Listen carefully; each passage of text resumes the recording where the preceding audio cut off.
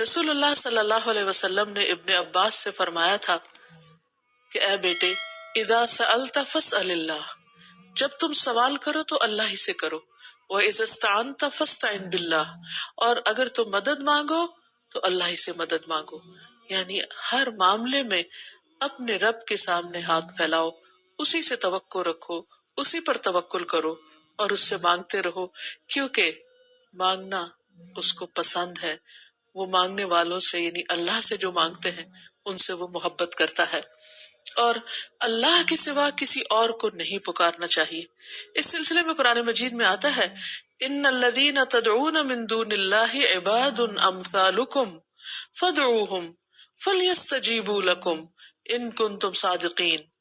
جن لوگوں کو تم اللہ کے سوا پکارتے ہو وہ تو تمہاری ہی طرح کے بندے ہیں، یعنی ان سے مانگتے ہو، انسانوں سے مانگتے ہو. اگر تم اپنے دعوے میں سچے ہو تو ضروری ہے کہ جب تم انہیں پکارو تو وہ تمہیں اس کا جواب دیں. خصوصاً مرے ہوئے لوگوں کو اگر پکارا جائے تو وہ ہماری پکار کہاں سے سن سکتے ہیں؟ سویا ہوا انسان ہماری پکار نہیں سنتا تو فوت شدہ کیسے سن سکتا ہے؟ اسی لیے قرآن مجید میں اللہ کے سوا کسی اور سے مانگنے سے، دعا کرنے سے منع کر دیا گیا.